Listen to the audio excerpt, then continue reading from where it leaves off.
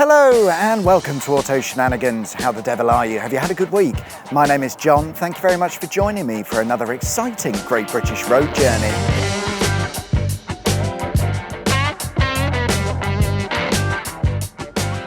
This week we continue to look around the county of Berkshire. In the last episode we explored the east side of the county with places like Reading and Bracknell. Thankfully that's all over, and today we can look forward to enjoying some of the nicer places Berkshire has to offer on a journey that will take us from Theale to Lambourn. I haven't heard of these places either, so to help navigate our way around we'll be using my 1923 Michelin guidebook, period correct maps, and there's no time to waste, so let's get started. Starting with the start, and we start at a church in Theale. In the days of my guidebook, Theale was a tiny village with a mere 900 residents, and the church is the only thing my guidebook suggests as something to visit. It's modelled on or inspired by Salisbury Cathedral, which I've never been to, so I've no idea if it looks the same, but it's a nice enough building, so fair enough. Unlike a lot of other churches that we've seen throughout the series, this church doesn't have hundreds of years worth of history associated with it because it was constructed in 1832, which is brand new by church standards. A short distance from Theale is Sheffield Bottom. Grow up. Here we find a canal swing bridge that opened in 1860. However, the canal that it crosses over, known as the Kennet Navigation, opened in 1723, running from Reading to Newbury. In those days, this would have been a very busy area with boats passing through on a regular basis, or perhaps stopping at the Boat Inn for an overnight stay before continuing their journey. After decades of use, the canal eventually fell into a state of abandonment, replaced by motor vehicles and trains. However, in the 1970s, parts of the canal would begin to reopen, and by 2004, its entire length had been restored. Today, it's enjoyed by leisure boatists who get the excitement of operating the swing bridge via a push button.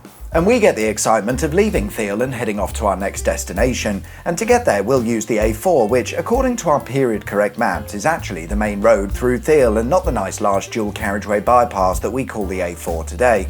More changes to the road are found just outside Theale by way of a large roundabout that was nothing more than a simple fork junction in the old days. Once the roundabout is out the way, we pick up the original route of the A4 once more, but we're going to turn off at Woolhampton because there's something of interest nearby.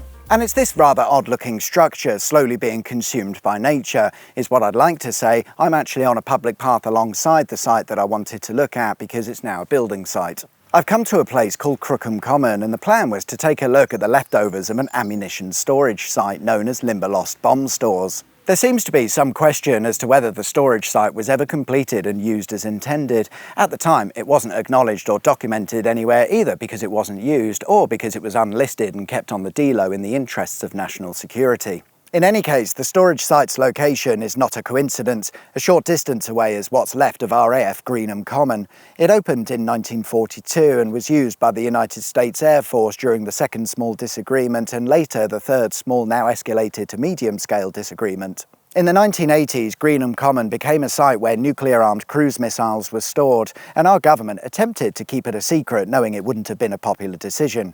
But we found out, leading to a famous protest against the use of nuclear weapons that began in 1981 and lasted for 20 years. It started with 36 women chaining themselves to the fences of the base. This didn't last very long and they were quickly evicted, but shortly after, 30,000 women descended on the base in protest and formed a 6-mile-long chain of people surrounding the site.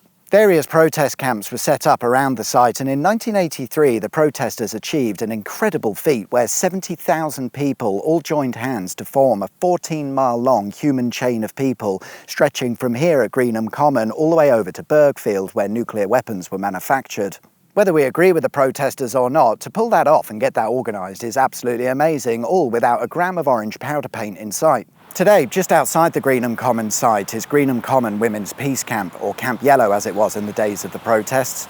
People lived here for nearly 2 decades. The nuclear weapons came and went in that time. The United States Air Force moved out in 1992, but the peace camp and protesters remained here until the year 2000, continuing to fight against the use of nuclear weapons. Fair play, good work. A short distance from Greenham Common is the town of Newbury, which is probably the largest town on this side of Berkshire. In the days of my guidebook, there were about 12,000 people living here, but today that's risen to over 35,000. My guidebook suggests that maybe we'd like to visit the Old Cloth Hall, where today we find the West Berkshire Museum. The Cloth Hall building was constructed in 1628 to process fleece and turn it into cloth, but this didn't last very long, with the building being turned into a hospital and then a school in 1706. Fast forward to the year 1880 and it was proposed to demolish the building and turn it into a fire station, but this didn't happen, and by the year 1900 the building had been left abandoned. However, a chap called Walter Money, a local historian, had been campaigning to turn the building into a museum since the 1870s, and with the building now abandoned, he realised his dream in 1904 when Cloth Hall opened as Newbury Borough Museum. It would later become West Berkshire Museum in 1998. Good timing. My guidebook also recommends a visit to Donnington Castle, which is found on the outskirts of Newbury.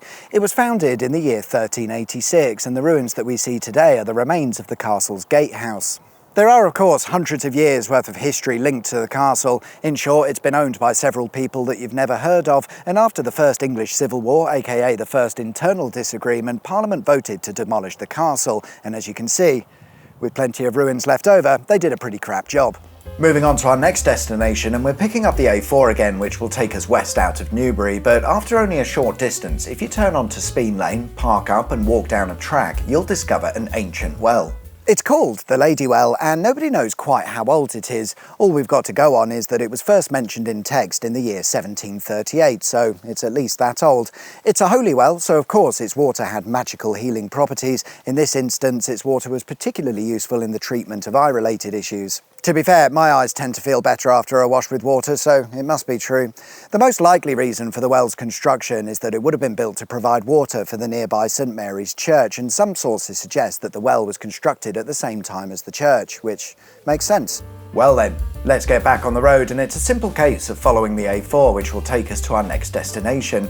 Looking at our old maps, certainly around here, not much has changed. Nothing has changed. It's the same as it was 100 years ago, but crack on we will, and in no time at all we arrive in the town of Hungerford. And Hungerford is perhaps well known for all of the wrong reasons. In 1987, Michael Ryan killed 16 people with legally owned firearms in a shooting that became known as the Hungerford Massacre. Nobody knows what made loner Michael Ryan a ruthless killer. Police and ambulances poured into the town. Then Ryan walked to the high street spraying bullets everywhere. I don't know. It's just such a shame, isn't it? I don't really have anything else to add. Tomorrow, August the 19th, marks the 37th anniversary of that horrific event.